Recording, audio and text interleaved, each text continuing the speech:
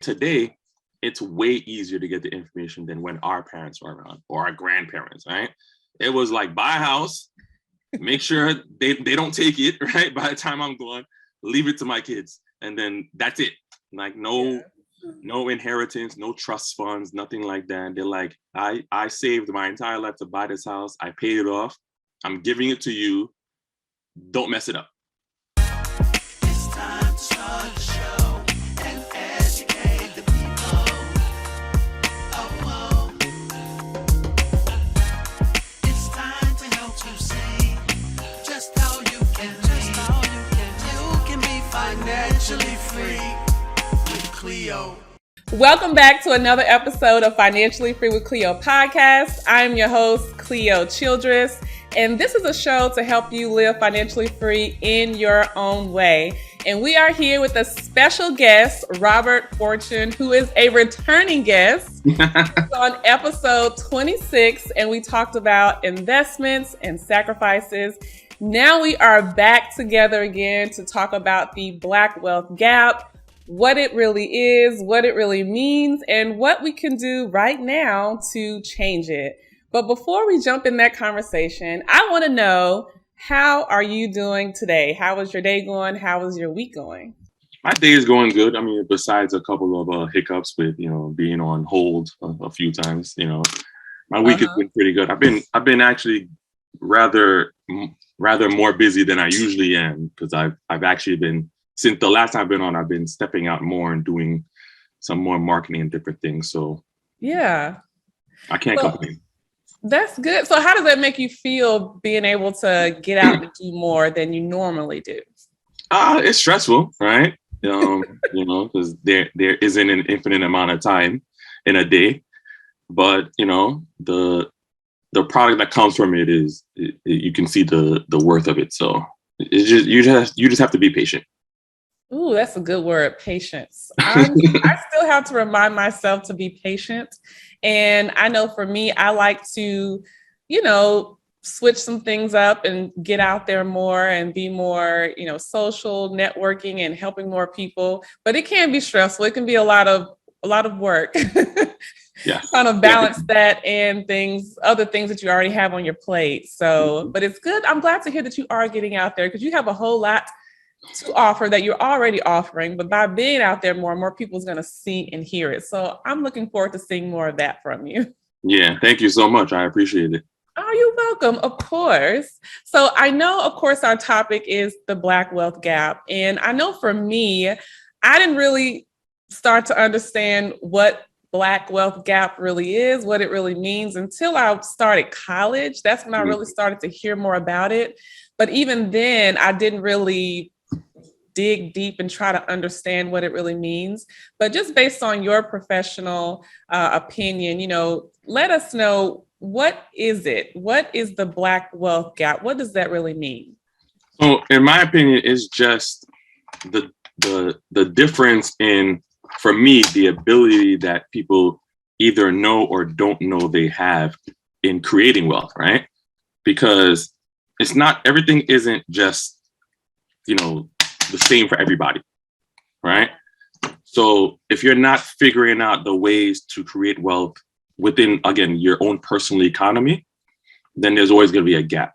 So we always talk about Black wealth gap, and we compare Black people to Jeff Bezos or Elon Musk, right? It's like, oh, look at us and then look at these top level white people, right? But it's no, you have to look at it for look at who you are. Say you're a nurse, right? And then look at how much nurses of other races make, right? In your same profession. That's where you should start first. And then now you can say, okay, how do I demand those kind of things? But if you look at it as a whole, obviously Black wealth is far below, because essentially they've had 400-year head start on creating the wealth, right? So we've always been playing catch up.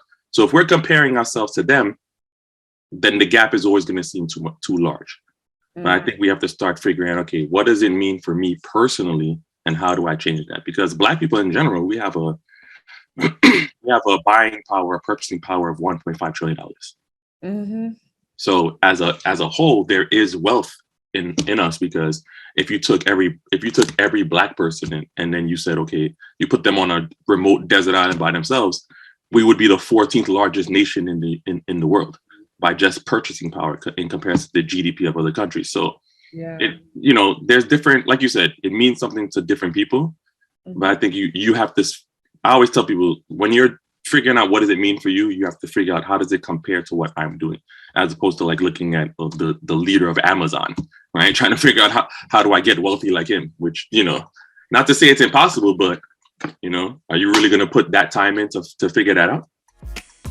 If you're living paycheck to paycheck, if you're still struggling managing your money, you need to join me in the Daily Money Habits text community. Sometimes when we're trying to level up in our finances, we can get overwhelmed and not do anything at all. And then other times we start and we fall off track real quick. And I want to help you stay focused. So in the Daily Money Habits text community, you will get a text from me every single day with a financial affirmation to help empower you and help push you forward through this journey. And the second thing is an action step, me telling you exactly what you need to do every single day to reach those money goals. And you'll also get monthly financial workshops so you can continue on this education and helping you take action on all of this information that you are receiving. So text Money Habits, all caps, to 615-813-4827. It is a paid community. It's $37 a month. But hey, we got to invest in ourselves, right? If we want to see real results. So I will see you in the Daily Money Habits text community. Yeah, I think a lot of us compare ourselves to those top-level, high-performing, super rich, successful white people, and a lot of us start to feel discouraged. Like, could I ever get there in this lifetime? Like a couple weeks ago, I went back to my high school in Nashville, Tennessee, and I spoke to some kids. I was on a panel with some other adults, the sharing our experiences. And just like afterwards, we were talking to some students, and there was one student, he said that his goal, he wanted to be rich like Elon Musk, like that you mentioned that. And like we say, it's not that you can't get there, but although he said he wants to be rich like him, he still said he said, I don't know how I would get there. He still felt discouraged because of that huge gap. And I just like that you mentioned to think of people not all the way at the top, but starting at a lower level, at a lower bar, instead of, because you kind of feel like it's just too far ahead to really get there. You'll end up probably quitting or giving up because you feel like it's so far away. So I'm glad you mentioned starting at a different level instead of all the way at the top. Yeah, because wealth can mean different things to different people. It's not necessarily essentially, have I accumulated the most money in comparison to somebody else, right? Yeah. Wealth can mean anything. It can be health. Like, somebody, you're all about that, right? Yeah. Health is wealth. We've always been saying that. But for me, it's like I encourage people to figure out how to become financially free, right? Another take on what you talk about, right? So financial freedom to me is, can I pursue my passions without having to depend on someone to pay me a wage, right? That I have to live check to check. So financial free means, like, when I get paid for whatever revenue source it is, that there's not a bunch of people with their hands out waiting to take my money away from me. Right? So that could be considered wealthy, right? Or you could be like, I'm the first person in my family to leave somebody an inheritance, right? So now I've jump-started the wealth gap in just my community or my neighborhood, right? So that's how we have to start thinking about things, and stop checking other people's pockets. It's an easier way to just let that go. Yeah, I think it's with social media and all of this, we see all the things people do, the things that people have, and we feel like, I need that, I want that. Not that we can't desire things and we can't look up to other people's lifestyles, but I think it just keeps us stuck. And I also like that you mentioned the purchasing power. Like, even though we're years ahead, like, we are still spending a whole lot of money.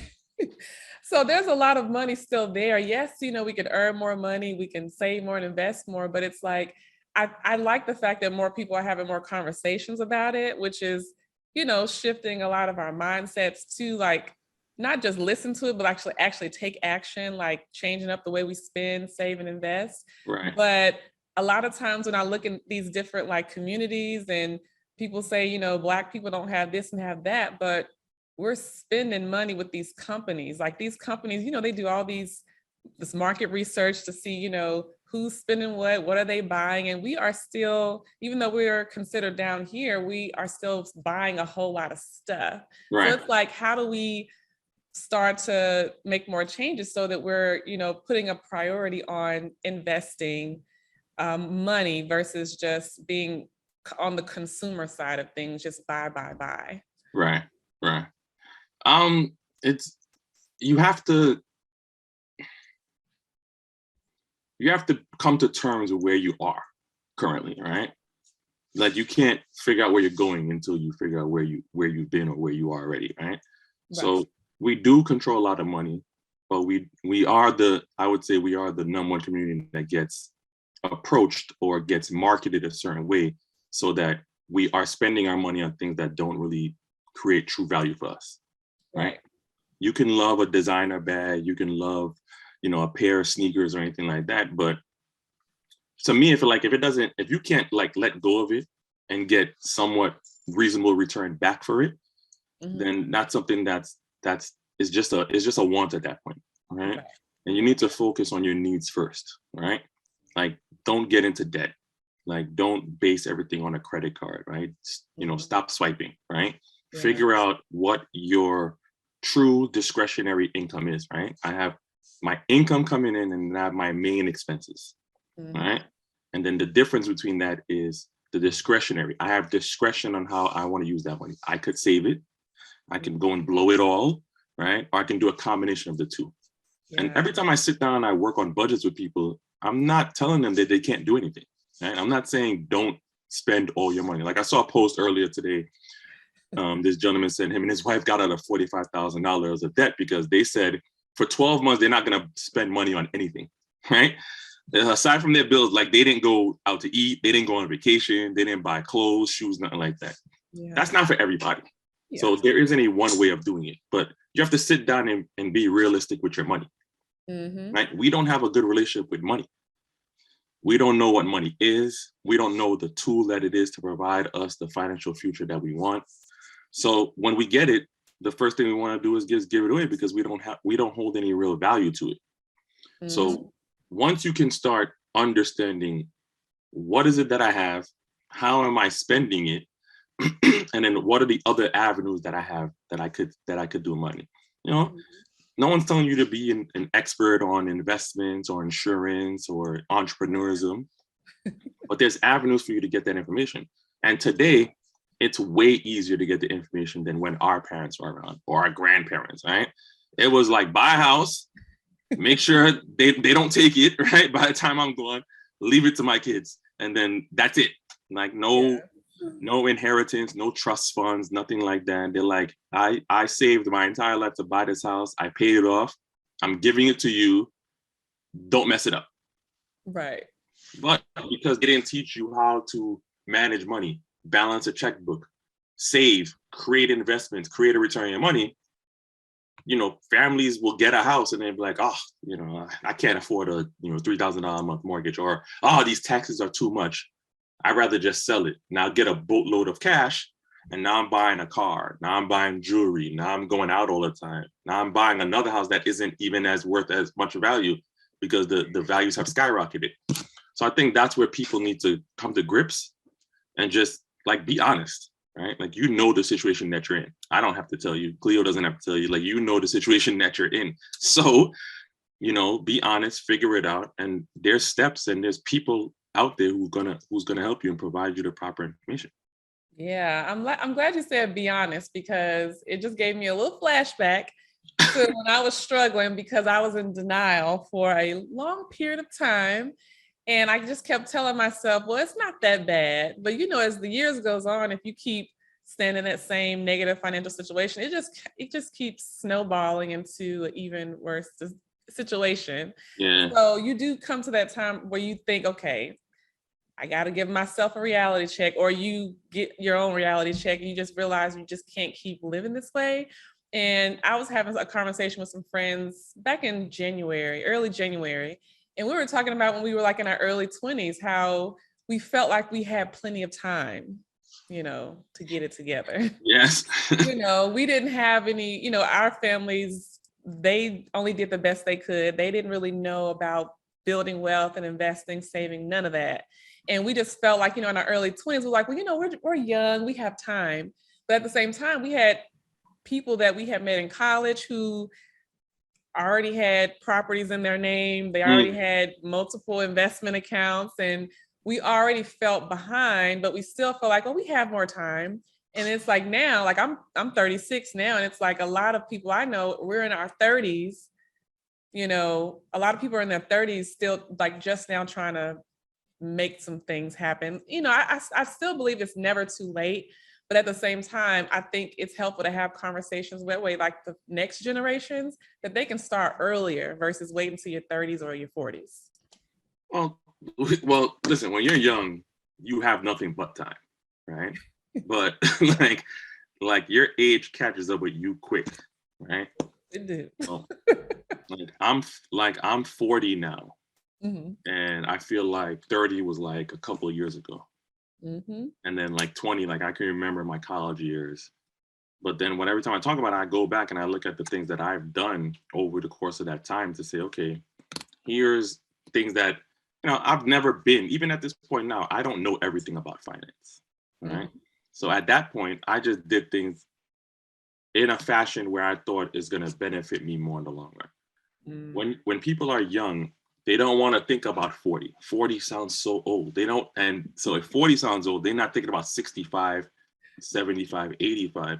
But you have to think about it to say to yourself, what kind of life do I want to live when either my income becomes limited or I don't have the opportunity to make income if I need it, right?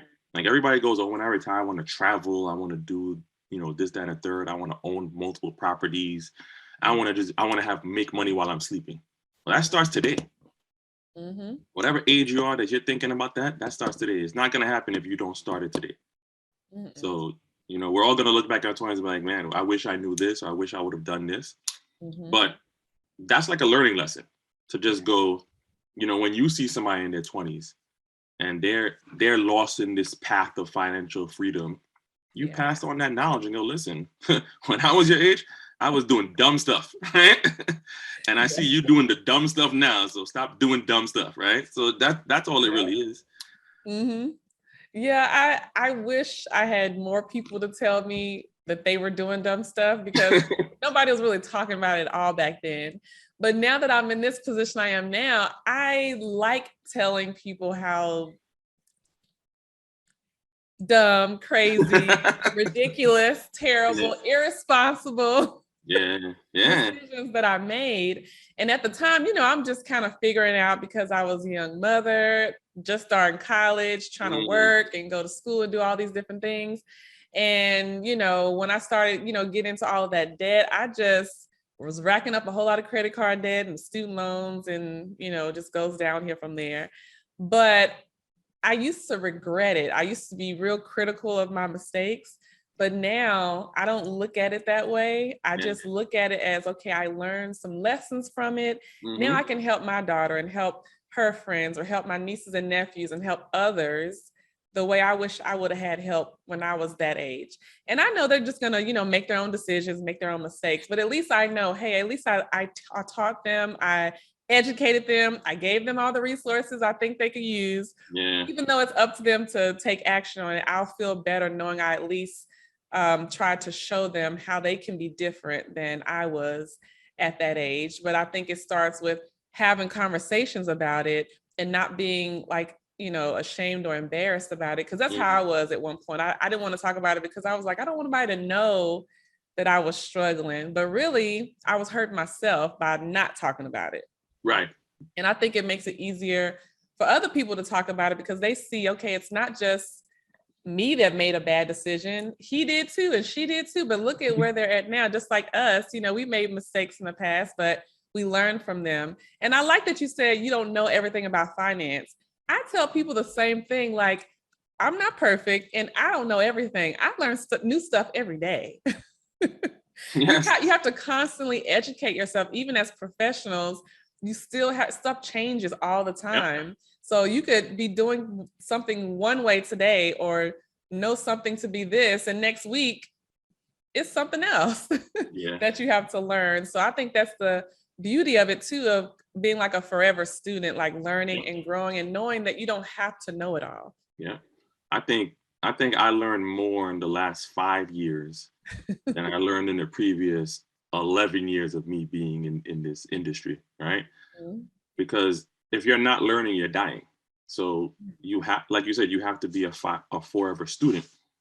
And I think what you're doing, what I'm doing, what other people in our spaces are doing, we're not ashamed anymore. We Mm. learned that the path that we were on was set for us on purpose, right? When Yeah. you're 20, like if you do the math, you take someone who's 20 and they start investing in comparison to somebody who's 40 and they start investing, that gap of wealth is large, right? So if they can have you messing up in your 20s when you should be starting to invest and because in your 20s, essentially you're supposed to be done with school and be in the workforce, right? Yeah. Getting a paycheck, earning money, building wealth, right?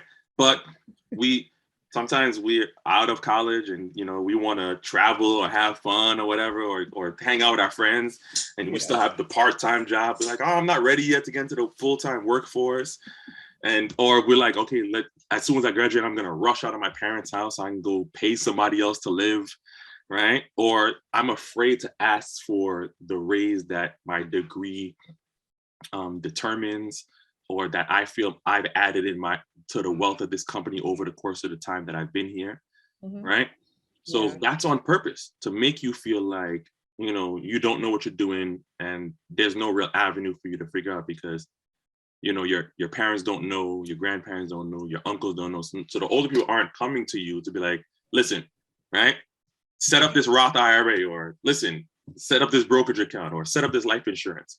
And partly they were also ashamed as well. Yeah. But but the difference now is, right?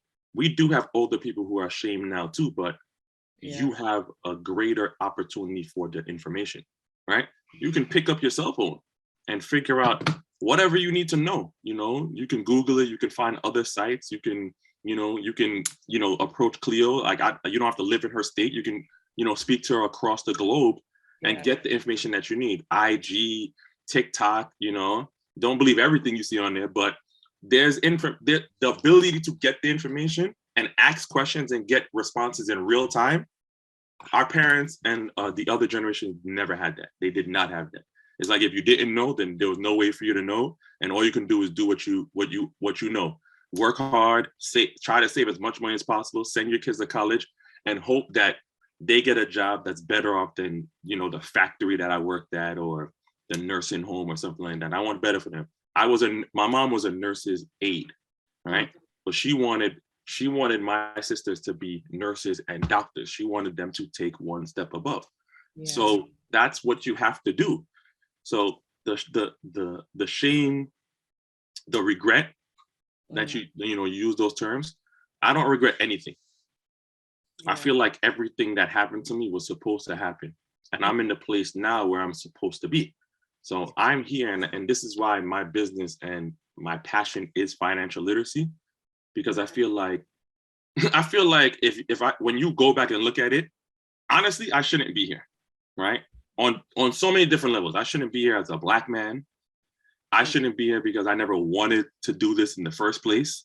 Yeah. And I shouldn't be here because I had other passions growing up. I wanted to play basketball. I wanted to be a chef. I wanted to do a few things. But now that I'm here and I looked at my journey from that point to where I'm now, I hold on to it. And I'm humbled every day by when I provide people information that I'm like actually changing people's lives, So, I tell everybody, whoever's listening, don't be ashamed. Don't regret anything. You are where you are for a reason. So now you learn, I made mistakes. Now I need to make changes. So here's your opportunity to make a change.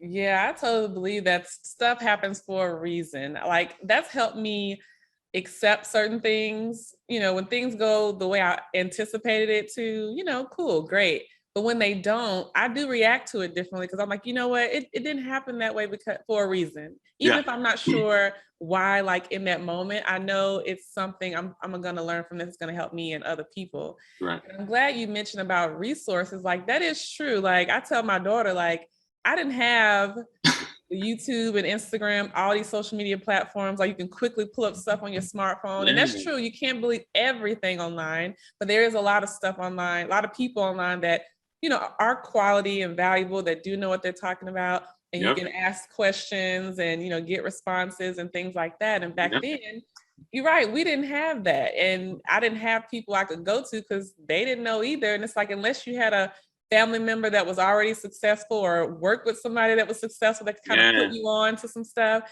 you didn't really know a whole lot about that. And I know I, like to have conversations with like friends and family members, and like I want to know, like, how do you, it's one thing working with clients, but like when you're trying to, talk to like family members or like friends, not that you're trying to force beliefs or anything, but like if someone comes to me and asks me my advice or opinion, or you may see that they're struggling and want to kind of, help them out, like how do you deal, if you have dealt with this at all, like how do you deal with friends or family members who may be struggling, but they're really not trying to like take any action, but they want to keep asking you for advice and tips? Like, you know what, at some point it's like, look, now, if you're serious, we can talk. But if you know you're not ready, which you may not be, because it's times that I said I was ready and I wasn't ready. Mm-hmm. But, like I had one friend, when I was doing one-on-one financial coaching, she had filled out like the form, like, a little initial consultation, like 3 times. So, her responses were the same, telling me what she was struggling with, what her goals are, what she wants to do, blah, blah, blah. And then like the 4th time when she filled it out, I had to reach out to her. Like, look, you filled this out 3 times. Now, maybe what I offer isn't for you, and that's okay too. Maybe someone else can help you better. But you keep filling this out. I don't want to waste my time or yours. So are you serious? Do you really want financial coaching? Do you really want help? And it's like, I realize you have to set boundaries with, especially with the people that that claim they want to hire you for your services. Like, have you dealt with family members or friends like that? So not a situation like that, right? But I have friends who have accumulated wealth over a course of a little bit of time, especially like the last recent years. But they feel like they can do it on their own. So that's that. I have other friends who, they've also accumulated some level of wealth, but they're not even really doing it on their own themselves, but they are looking for other people to help them. Yeah. I tell people, when it comes to your friends and your family, like they're not clients, right? They're your friends and your family, right? So it's always going to be weird if you're trying to transfer them from the friends and family portal to your client portal, right? So it's almost like you have to say, okay, this is the amount of information I'm willing to give them, whether it's at a family function or we're on a group text or whatever, WhatsApp, whatever it is, right? That if they have a general question or we're having a general conversation, I'm going to provide the knowledge, right? I'm going to be like, listen, this is what you need to do to start a budget. Here's a spreadsheet that I use, things of that nature, right? Because you obviously want to see your friends and your family win, right? To me, there's so many other people out there for me to make money on, or, that are going to be more willing, where I don't have to feel like I'm forcing them. And you don't want to make it weird, because now when you go to Thanksgiving, it's going to be like, oh, there's Robert. He was trying to sell me life insurance. And it's like, I wasn't trying to sell you life insurance, right? I was trying to help you out for something that you actually said you needed. So I had that situation. I went to a family function and I had, a family friend there.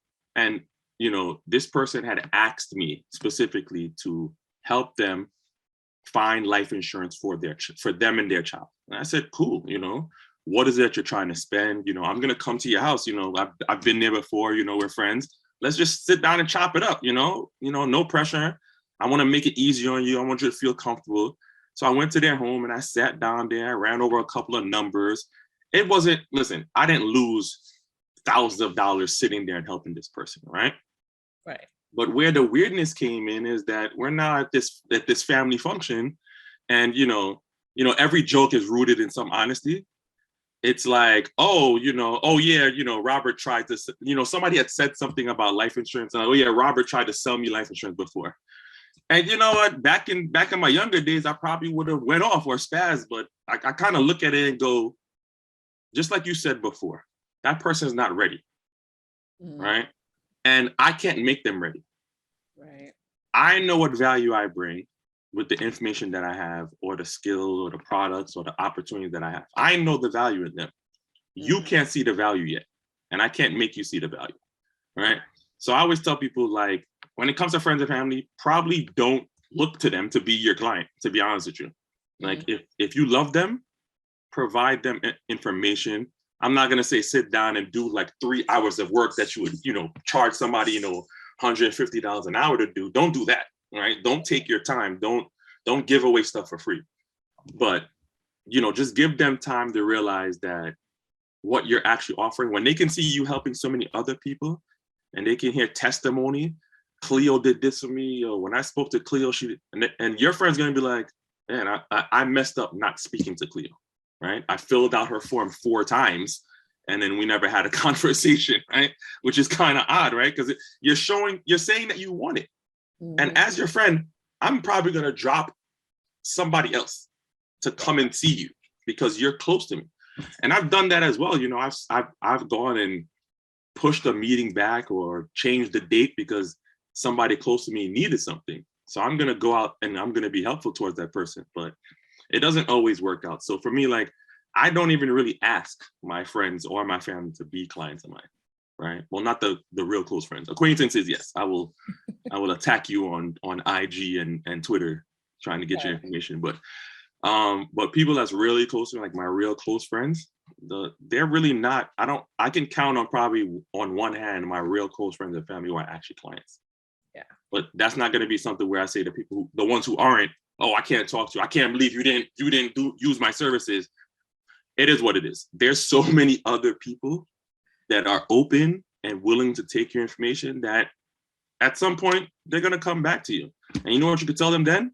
Like, you messed up waiting this long, right? And you can show it to them in numbers. And that's just a lesson that they can take back and go, listen, when I need to do something, nothing should hold me back. Right. Regardless of if Cleo's my sister, regardless if Cleo's my best friend, they're going to take that lesson into other things. Now, when they want to go get that new job, they're not going to wait. When they want to demand that raise, they're not going to wait.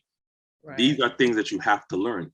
So you just have to be one. You have to just be one of the learning resources for them.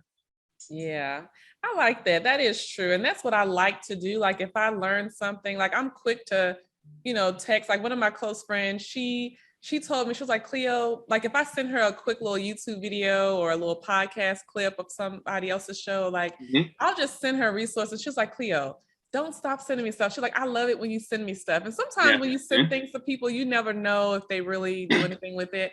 But she had told me one time, she was like, Cleo, I really do appreciate you sending me stuff. She's like, please don't stop. Just, keep sending me whatever you think great for me, just send it. And I'm like, okay, it is good to hear, like, okay, people actually doing something with it. And not that I do that all the time, all day, every day. It's just like, randomly, if I feel like something's valuable, because, people will send stuff to me randomly, like, say, hey, check out this book or watch this little video. And, it could be something helpful.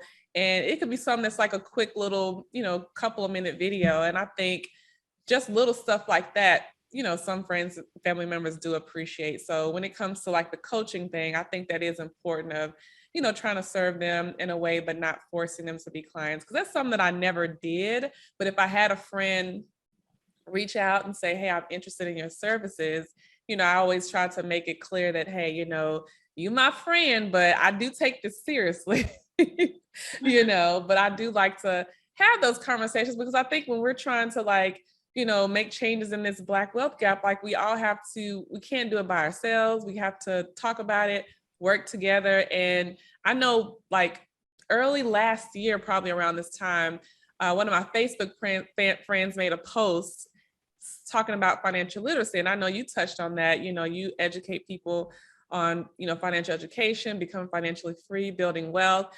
And on the post, I don't remember it verbatim, but it was basically saying how people in lower income neighborhoods, they don't need financial literacy. They need higher paying jobs. And there was this big debate on it. And on one hand, I get it. We need jobs that pay people more, especially if they have the skills and experience. But on the other hand, I also believe more money doesn't mean that you're going to manage it well either.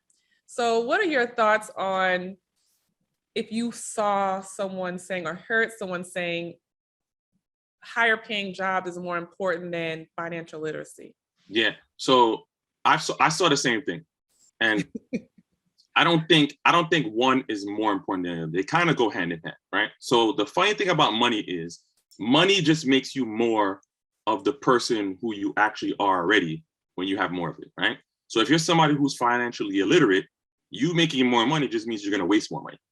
So having a higher paid job is not going to be like, oh, now I have this great investment platform, right? Like you were somebody who was making $35,000, but then you are spending, $2,000 a month on rent, right? And then you're spending, $100, $200 a month on food, right? You got a cable package that you don't even watch any of the channels, and that's $108. Like that's poor spending. But then you're also going shopping, you're going out to eat all the time, you're going to party. So now if you make $75,000, you're going to be like, oh, I can afford to move to a bigger apartment. Doesn't mean that I need one. I can move to a bigger one. So now I'm spending $4,000 a month on an apartment, or I'm going to rush to buy a house, right? Because I shouldn't be renting them. I'm going to run and buy a house. So I was paying $2,000 a month in rent, and now I'm paying $4,000 on a mortgage. But then I also have utilities, upkeep, the roof's and I don't have emergency funds for me to take care of the things in case the pipes leak or the roof gets a hole in it, right? But then, I'm making 75, so time to show off. I'm gonna go lease this BMW. I'm gonna lease this Benz. These are the poor money use strategies that if you're not financially literate, it's not gonna work out for you, right? I know people that make $35,000. They have life insurance, they have savings, they have a home, and they make $35,000, right? So it can be done. When I first started working, my first job paid me $37,000.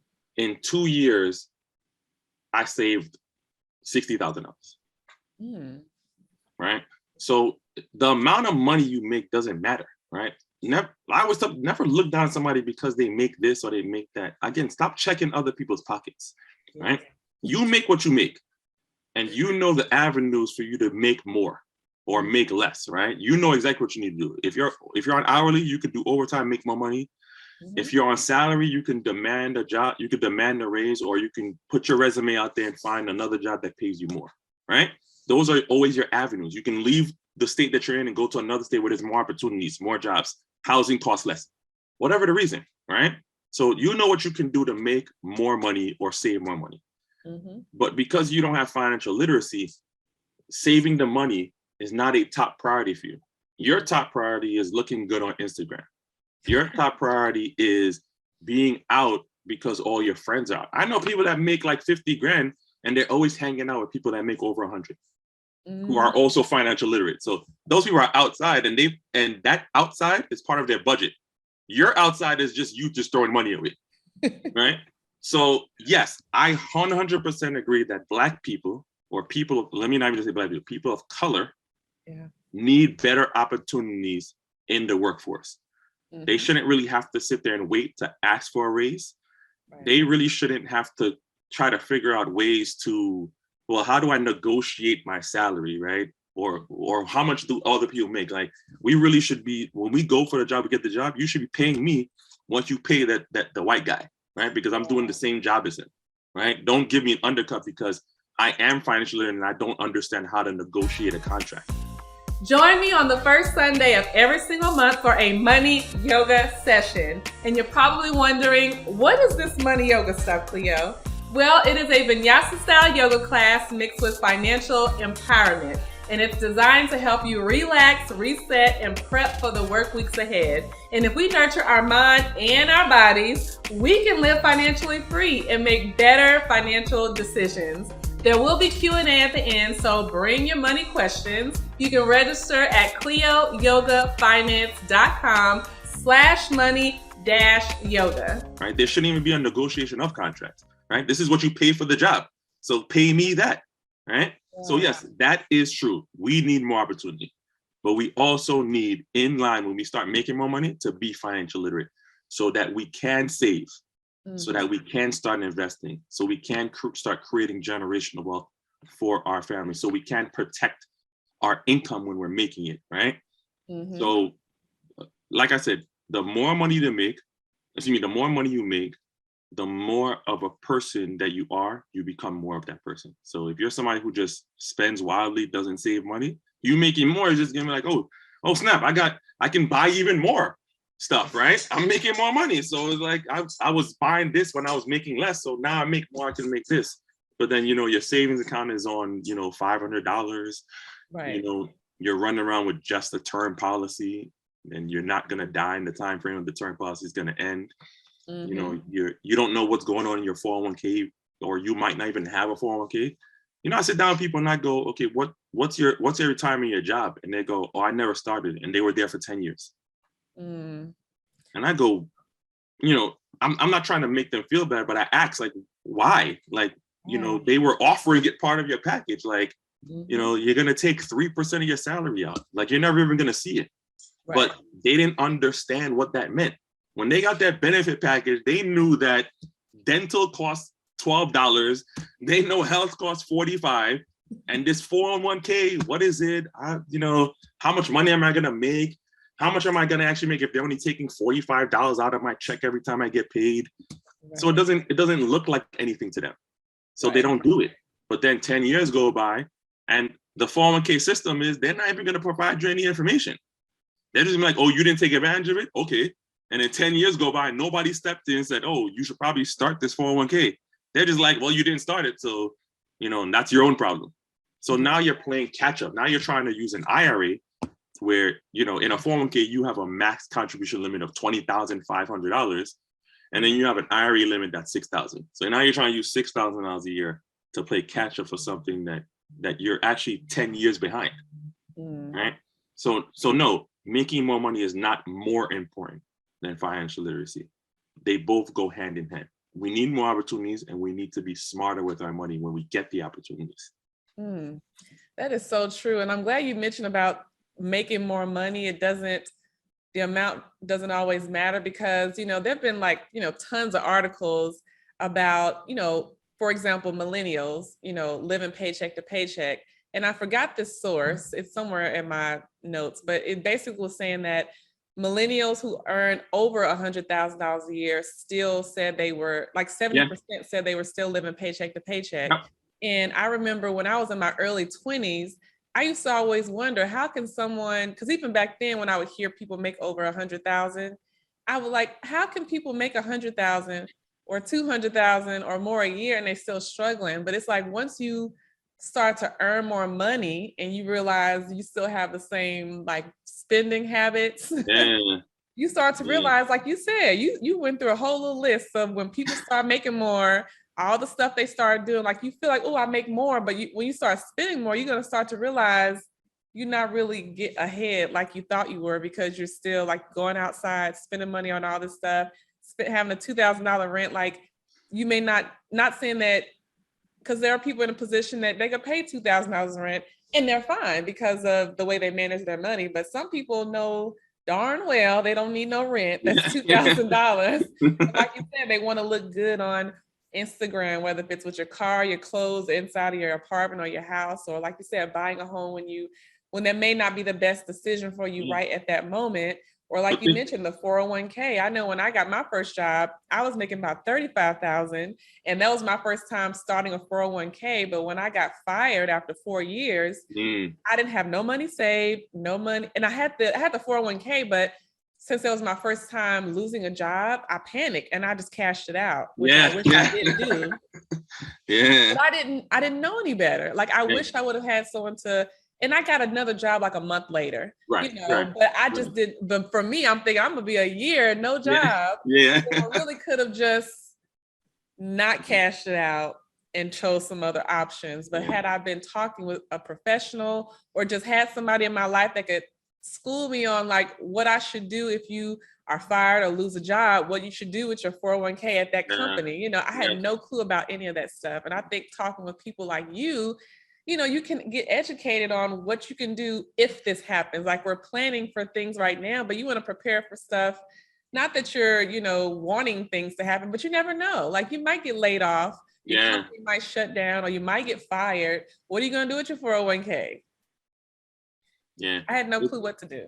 It's the mentality, right? And habits are hard to break, right? So that's why when people are financially and they create the habits, the saving, the investing, they do it before, without even thinking, they do it before doing anything else. It's a habit. Our habits were trained for us to not think about those things, right? And plus, think about it. In every stage of your life where you achieve something, you celebrate, right? Right. So like when you graduate college and get your first job, you want to go out and have fun with your friends and enjoy it, right? And then when you get your first apartment, you want to hang out, have people over, go out and enjoy it, right? When you get the next job, you want to go out and enjoy it. But the things that are financially prudent, nobody celebrates that for themselves. Like nobody has a party because I signed up for my 401k. Like no one has a party because I left a job and I knew to roll my 401k over into an IRA, right? We don't celebrate the things that really matter to us, right? It's the things that, you know, you'll get likes for on either social media or something. And this world that we live today, it's like, you know, not to sound like an old person, but it's like everything today is like we live in a world of convenience and a world of instant gratification. Yeah. Right.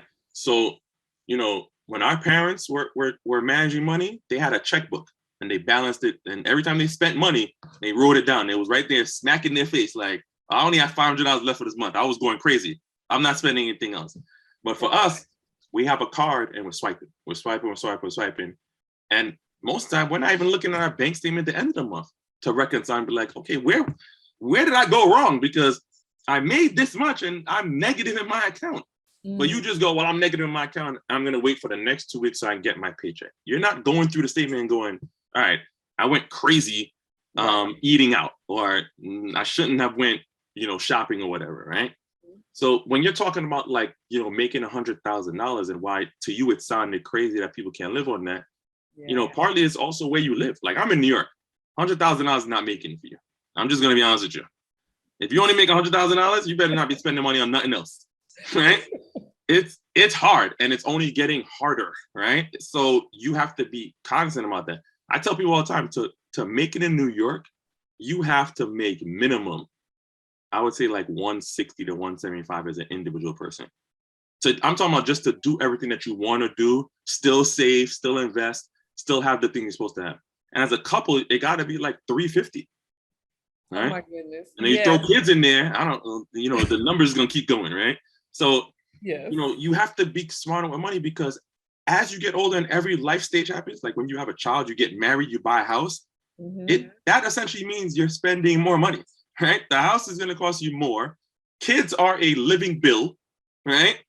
And your spouse is also an added stressor to you, not in a negative fashion, like, oh, don't get married because it's stressful. No, it's an added stressor because you want to be there for your partner. And you want to make sure, okay, I got everything structured and everything. And now if you're not good with money and you're just spending it wildly, now, oh, the gas bill's up. Oh, shit, I got to wait. Or I'm going to get hit with this late fee and I'm cool with that. Or I'm going to risk them turning my lights off because I didn't have the money structured properly.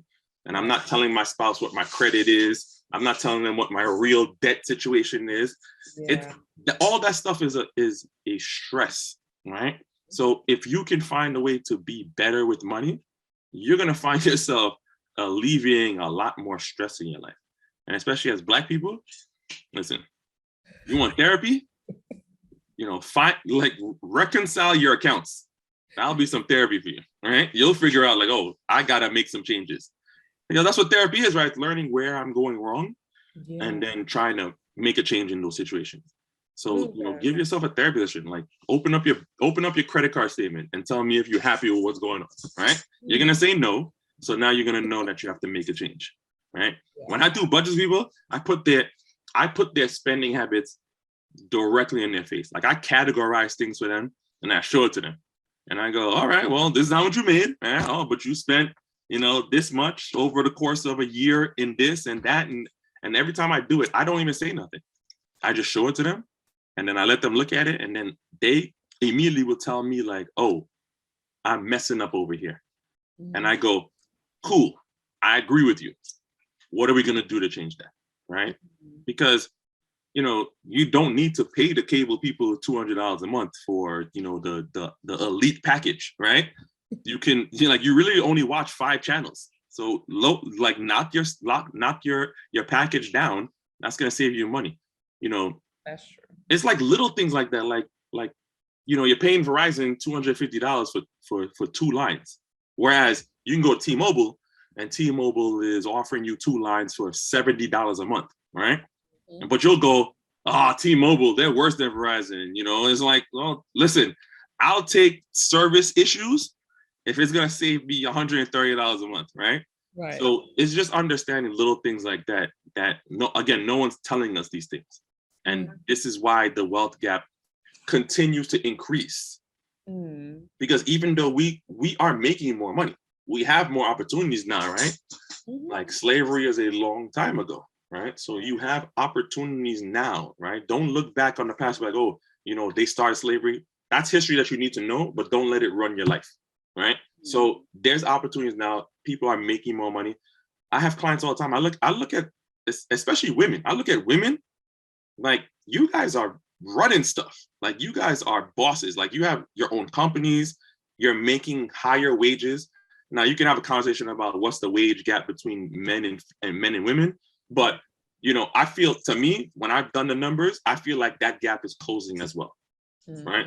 So to me, like, what are you going to do with that? Now that you're closing the gap, you're catching up. What are you doing with more of that money? You need to then translate that gap closure number into wealth for yourself, right? And if you're making returns on your money, like the stock market has returned 9.936% over the last 20 years. Yeah. You can make 9% on your money on an annual basis and grow that over the course of time. Do the math. Like, it's going to work out for you. Now you've accumulated wealth. And even if when you die, you leave your son or your daughter $200,000, that's more than your family left you. Yes. Way more. Way more.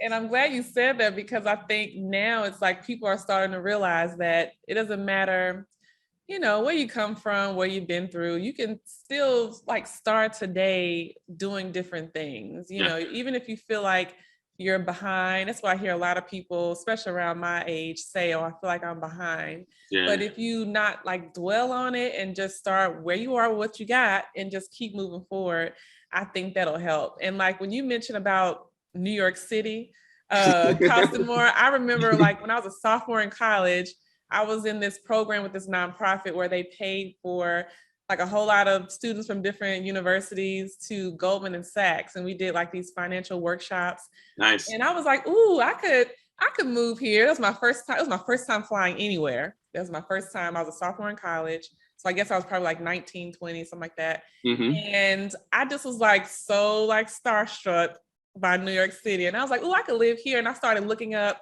okay, if I make this much in Nashville, Tennessee, how much would I need to make? And when it jumped so high, I was so shocked. I was like, that was my first time really even using a cost of living calculator. I was like, yeah. I was like, so that's, because I already felt like I was at minimum wage. So I was like, I need to make this much. So I was like, well, so what's considered high income in New York City? So I was like, wow, I just didn't realize how much more expensive it was until I did that. And some people don't know just to do that if they're trying to relocate somewhere. Some people are just moving and not even thinking about is it going to cost more or less based on what you already make. So I think having conversations with people and having a professional like you can educate you on what you need to do based on your situation. If you have a client that says they're thinking about relocating, they're going to be like a whole list of things you're probably going to, like additional questions you're probably going to ask them, or Mm-hmm. other, plans that Mm-hmm. you probably would tell them that they need to be thinking about. Yes. And I think a lot of times we don't really like make a move because we just don't feel like we need professional help. Right. But as I got older, I started to realize I even if I watched a video or read a book, that's not enough. Like, it only takes you so far Right. self-educating yourself, but at some point you need to hire some type of professional, and not just with finances, with other areas of your life. Like, eventually we need professionals to help us like keep going forward. And I think with making changes with this Black wealth gap, I just like that I see more people wanting to have change, but I do see more people taking action. But I know we have a long way to go. But I know another thing I like that you mentioned was celebrating not just getting the new job, but also celebrating, like you said, opening a 401k, or, maybe purchasing your first stock. Like, I didn't like when you said that, I was like, wow, that's like a good point. Like, even when we're just like celebrating birthdays, like one of my mentors said, he was like, when he was, trying to change his life, he was like, he stopped really celebrating his birthday. Like, he celebrated, but he said, he didn't really accomplish anything or really do nothing with his life. He said, what am I celebrating? I'm still doing the same stuff. Yeah. I'm not really, moving forward in life. I'm not doing nothing positive. He was like, let me start celebrating when I get small wins and big wins, things like that. And I know some people may disagree with that and say, no, you should celebrate your birthday, go big every year. But I feel like I strongly believe, I'm gonna share that with some of my friends too.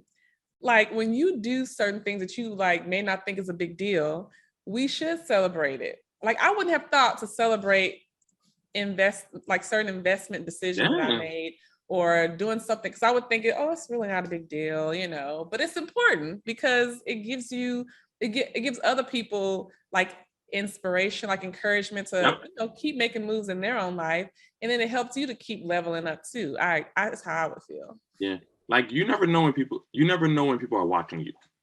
Right. So that's why you always have to be like, you have to just be cognizant to be a good person on a regular basis, because you never know who's watching you, what they're watching you for, that and third.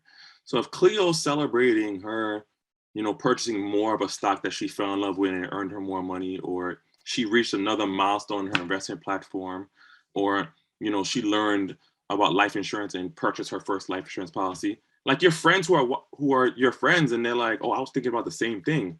Oh, Cleo did it. Oh, I did that too. Like, oh, I just purchased my first stock as well. Now you guys can go out together at dinner and celebrate that and talk about, listen, what made you do it, or how'd you find the information? This is the stuff, this is the conversations we need to have with each other. We have to get comfortable having wealth conversations. Yeah. Right? Talking about money. I'm thinking about buying life insurance. I'm thinking about, opening up a Robinhood account, and I heard about this stock. What do my closest friends and my allies think about that? Right? Have you done it? How'd you start? Like, let me know. Like, it doesn't necessarily have to be tell me how much you did, or how much stock you bought. But no, I opened my first investment account last week, and it's been going well. Or I feel like it's something that I can continue doing. I'm adding a few $100s every month into it. Your friend's gonna go, girl, I did the same thing, right? 2 months ago, and it's been great for me. Another friend's gonna come out, I did that 5 years ago, right? I'm glad that you guys finally got on board to do that for yourselves, because it's helped me do this, that, and the third. Right. Like, this is where the conversation will go. Now you're saying to yourself, you've learned so much more about people you thought were so close, but you guys, only talking about Beyonce or, the latest fashion trend, right? No knock, but that. So have more conversations that celebrate you guys building wealth within your own personal economy. It doesn't, again, you don't have to talk about specific numbers, but when you're going, I did that too, and it's helped me do this, it helped me purchase my first home.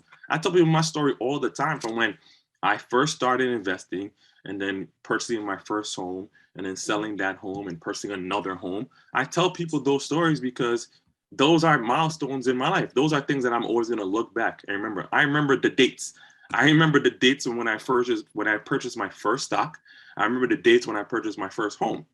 I also know the date, of my son's date of birth. All of those things are, to me, as equal in your life, because all those things have accumulated to who I am today. So if you're shy or ashamed, as we talked about before, or regretting certain things, those things are going to stick on you and they're going to hold you down, right? You're not going to get past them. Like, don't have regrets. Don't be ashamed. Whatever happened to you happened already, right? It's Right. the only way it can go wrong is if you allow it to happen to you again. Mm. All right. It's the same when we talk about people who just came home from being locked up or something. What do you tell them? Get on the right path so you don't end up back there, right? So it's the same thing like in your mind. Like, if you don't handle your money properly, your money is jailing you, Mm-hmm. right? Your poor mindset is jailing you from becoming a better individual. And just like people who go to jail, somebody went to jail and doesn't necessarily mean they are a bad person. Right. Or it doesn't even mean, or a lot of times they weren't even in jail for things that they did, but it happened. So now you got to say to yourself, that happened. This is the scenario that I ended up in, and this is how I got into trouble. Mm-hmm. So now going forward, I'm not going to do these kind of things, right? Or I'm going to be more cognizant of my surroundings. You have to be the same way with your money. You have to look back and say, man, I effed up here, and now I'm not going to F up anymore, right? And then move forward. And then just like, again, people who come home, they tell their story Right. to the youth and tell them, listen, I was out here wilding, I was doing wrong things. I don't want this for you. This is how you avoid being set back like I set myself back, right? And then that's how we as a community are going to push ourselves forward. It's like that. It's not just, demanding certain things that we're not actually going to get, right? We're not going to push ourselves forward by demanding reparations, because they're not going to give it to you, right? If they want to give you reparations, they would have given it to you already, right? Exactly. They don't want to give it to you, right? So No. demanding that is not going to help you. And demanding more money, you're not going to get it that way either, right? Just saying, oh, we deserve more. No. It's not just yelling that you deserve it. It's going out and getting it. Yes. Ooh, that is so true. Going out and getting it, and like making a choice, making a decision to do better. But I also like that you mentioned sharing your story, because there's always someone else Yes. that's either, in a similar situation that you are in, or may go through it and may need to Yep. hear it. And if they do go through it, I remember so-and-so said, they went through the same thing, but they were able to push through and overcome it. So I do believe a combination of all of that is going to help us, go forward. And I know a lot of times we get overwhelmed because, like we mentioned, there's so many resources out there. Sometimes it can be overwhelming when you're watching these videos, reading these books, and some people still feel like, well, I still don't know exactly like what I should do first. So for, people out there that that they're serious and that, like, what, I really want to start taking action and be consistent, like, what are at least like the first 3 things you think they should start on their journey to, making a change to that Black wealth gap for themselves and their families and communities? First thing is being open and honest about your financial situation. So sit down, get a budget down, right? And a budget can simply be on a piece of paper, income, expenses, right? It doesn't have to be a fancy spreadsheet or, you have to go buy the latest Susie Orman book or nothing like that. Budgeting simply is just writing down what you make versus what you're spending and see where the difference there is and where you need to make a change there. And then being open and honest about your debt situation, right? If you owe people money, getting on a proper schedule that you can pay, that's going to fall right into your budget of saying, I spend $500 a month on food. I don't necessarily need to do that. I'm going to cut that in half, and I'm going to take the other $250. I'm going to throw it to my credit card. Right? If you have collections, picking up the phone when they call you. Right? I don't know how else to say this. I talk about this all the time. If you end up in collections, the worst thing for you to do is to avoid it, right? Because it becomes worse for you. So the first mistake was ending up in collections. Don't compound the mistake by avoiding and letting that go on for 5, 6, 7 years, where now they got to garnish your money, right? Because they're going to do it, right? So call them up, tell them, listen, I had whatever situation with the creditor. It's this much. I want to settle it. I have this much. Get to your number. Find your number.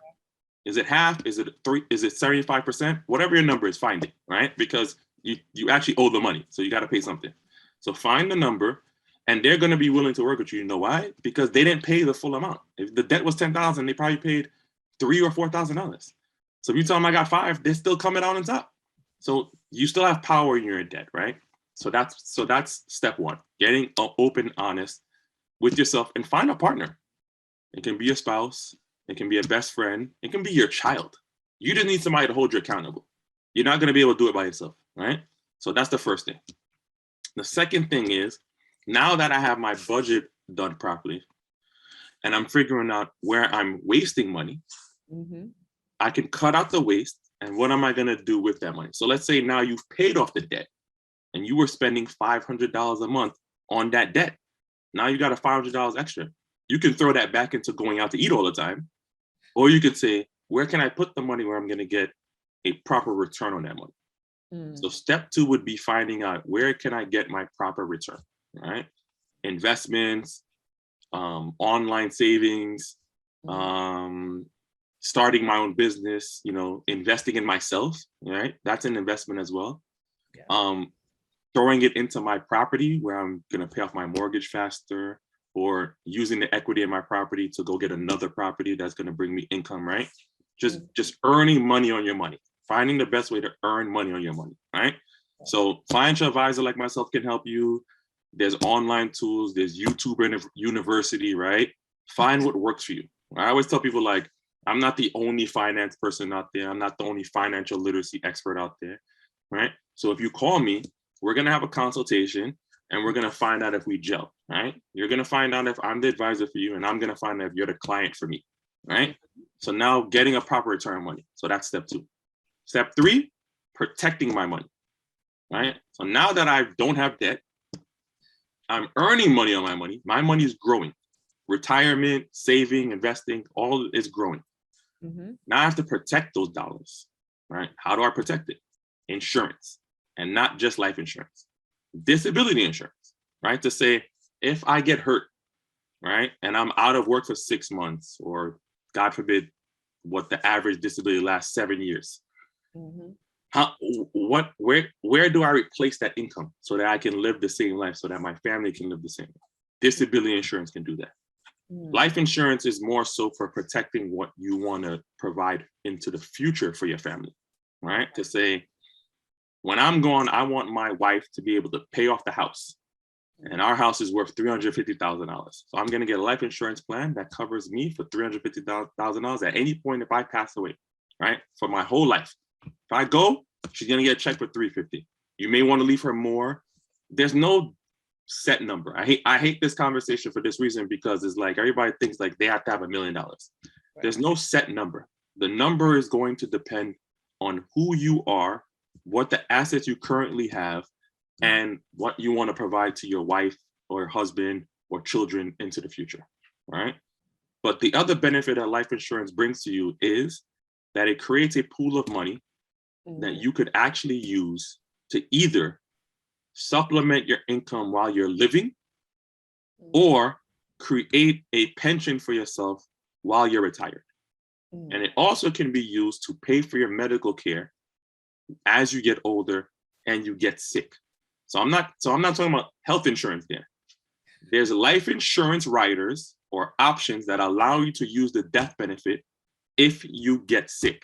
I'm talking about stroke, heart attack, ALS, something like that. Cancer, right? Because I have somebody near and dear to me who died because of breast cancer.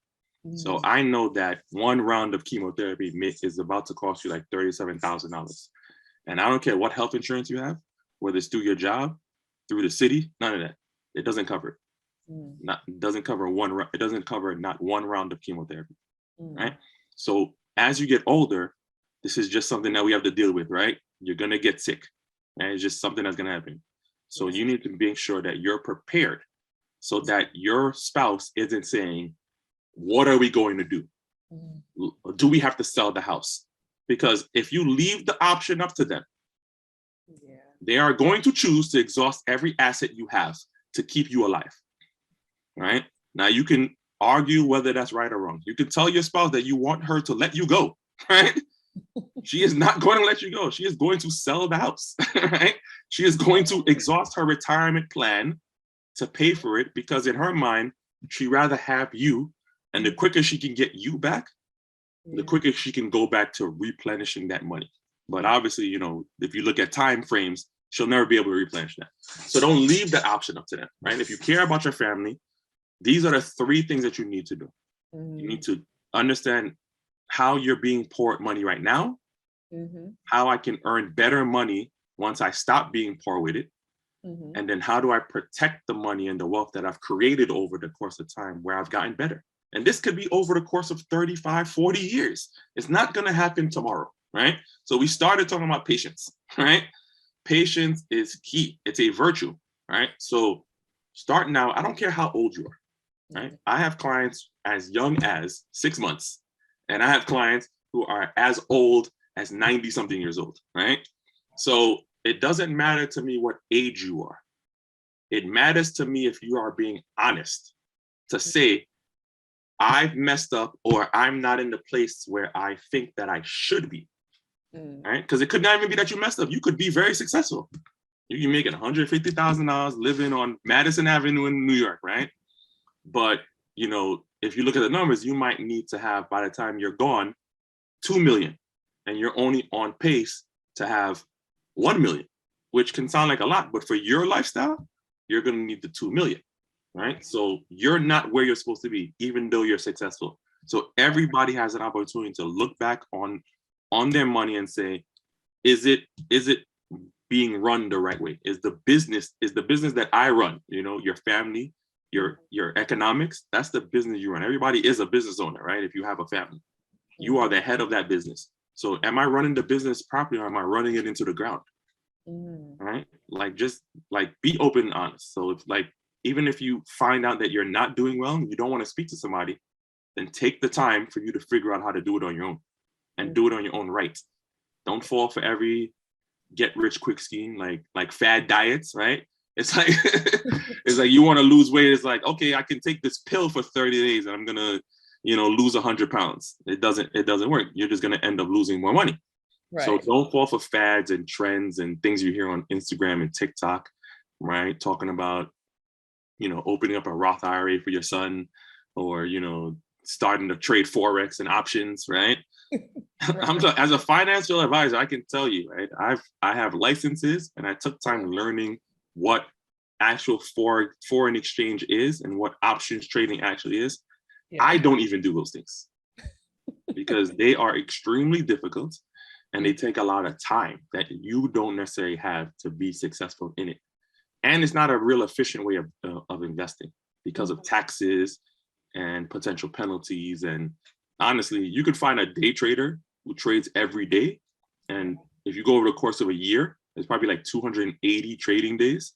Most of those trading days are going to be losses. They're going to be more days that you lose money than you make money.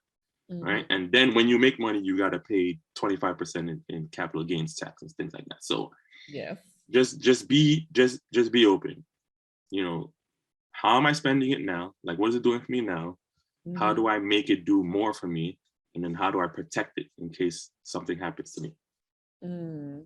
This was so good. You gave a lot of good things that people for free. Like, yes. like just what you shared is enough to, of course, you know, get started.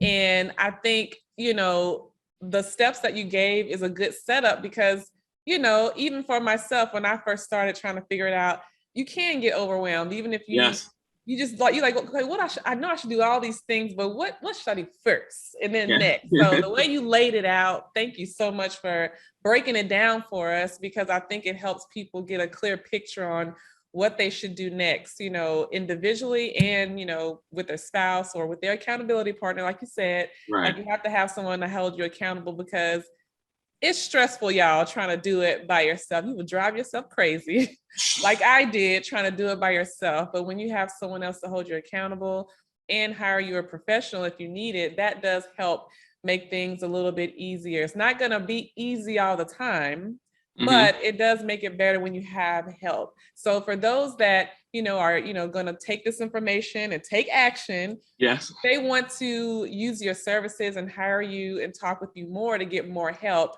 what is the best way for them to connect with you so that they can go to the further steps in getting help with their finances? Yeah, so social media is always the first one, right? It's what everybody's on, right? So you can find me on social media. My business page is Fortune_advisory. My personal page is New Money Fortune. You can visit my website, fortuneadvisoryllc.com. You can send me an email. It's rfortune@fortuneadvisoryllc.com. If you go on my Instagram page, on either one, you'll see a link tree on there that links, my website, my contact information, all of that. And as well as podcasts like this one that I've been on where I've provided information. So Cleo's first one is going to be on there. When this one gets posted, that's going to be on my link tree too. So all that is there, right? And all of this. And if you are comfortable reaching out to me and trying to learn more or find someone who can help you with your finances, if when you call me or you send me an email and you say that you heard me on the Cleo podcast, then what I'm going to do is I'm going to give you consultations for free, right? Because my main focus is, and when you go to my website, you're going to see it. The business is structured solely for financial literacy. It's to teach people how to manage money, understand money, and deal with their personal economy.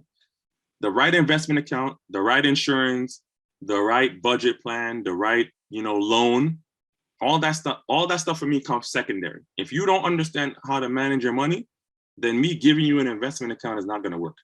If you don't understand how to deal with your money first, then you're not going to end up paying for life insurance for the whole time that you need to pay for it, because you're gonna be like, oh, it's a debt and I don't want to pay it. I want to save money. So you have to understand what money is and what great tool it is to provide you the life and the goals that you want to achieve. So again, you tell me you heard me on Cleo Financially Fit, right? Then Financially free, sorry. But hey, financially free, financially fit, all of that. It's all the same thing. Yes. You heard me on, you just say Cleo to me, and I'm gonna treat you like family, because I appreciate everything that Cleo has done for me. Like allowing me to be on her platform, allowing me to talk about the things that I have passion for. Everybody who allows me to do this, everybody who listens to me, everybody who takes time to let me ramble on about certain things, then I appreciate it, because I'm truly humbled about where I am right now in life, right? Like I have financial freedom. I feel like I'm really only doing this because I want to do it. If I wanted to go do something else, I can pick up and go do it, right? That's where I've created my life.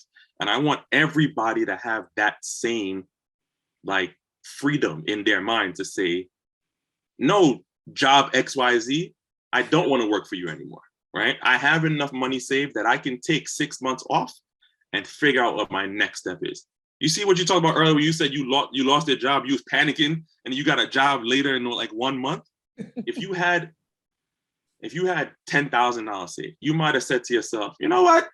Listen, that job, I didn't really like it anyway. I'm going to take my time. I'm going to take the next couple months to figure out what is the job that I actually want to do. And I think when people have control of their things like that, then their life is a little easier to deal with. And we already have too many stresses and too many things that go wrong in our lives. Your money and your financial security in your personal economy should not be one of them. That is so true. And I'm glad that you mentioned that about having that financial freedom, having the money where you don't feel like you have to go rush to another job. Just to share this really quick, when I got my yoga teacher certification, this was back in 2018, I actually wanted to get my yoga certification for years, but I didn't, because I always felt like I have to work. And every program out there, it never worked with my work schedule. And one day I just said, you know what? I'm just going to take a risk, and I'm going to quit this contract I'm working so I can get my yoga certification. And people at work was like, you're going to quit this good paying job to do yoga? It's like, you're going to leave this money to go do yoga? And people didn't understand. Of course, if you're not into yoga, then you really really yoga. But even for people who, took yoga class, they were still like, yoga, Cleo? Really? And I was like, well, this is something I want to do. And people were wondering, well, what are you going to do for money? And I'm like, I have money available Yeah. to take care of my basic living expenses and Nice. more. I Nice. have the flexibility and the freedom to leave this income to go pursue something else. Now I went to another country for like a whole month to do the certification.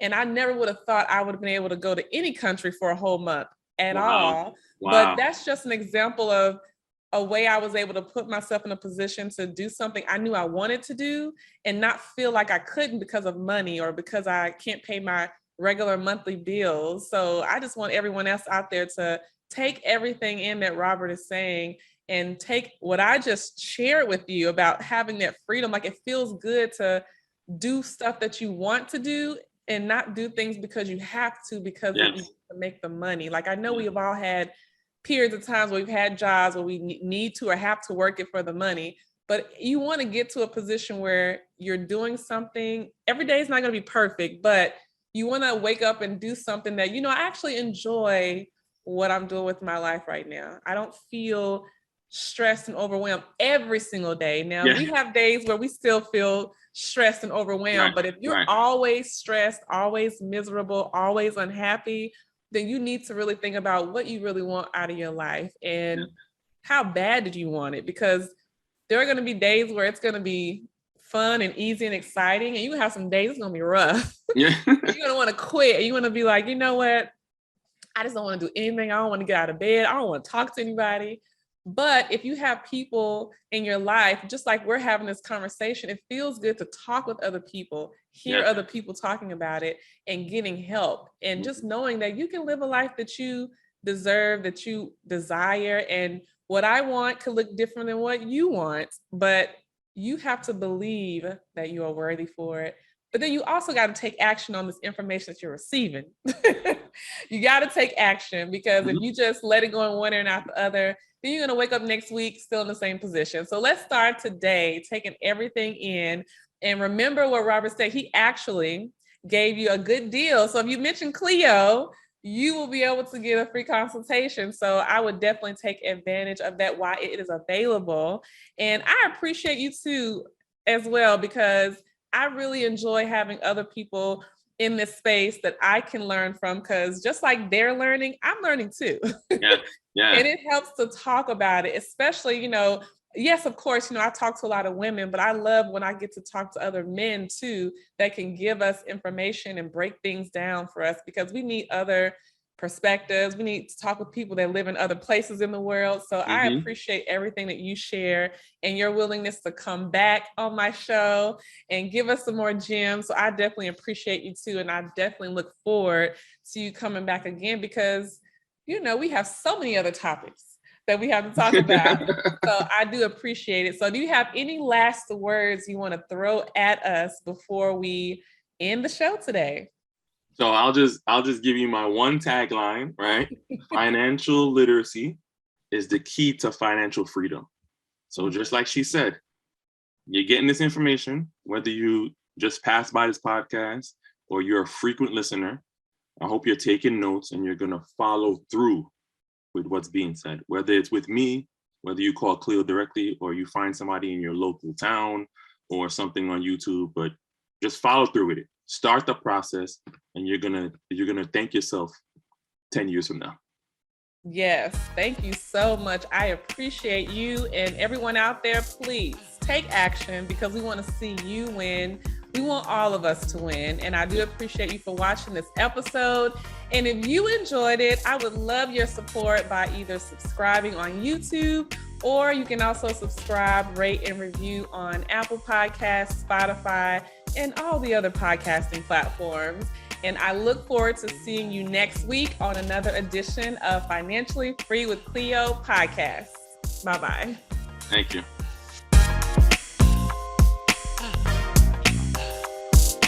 You can be financially free with Cleo.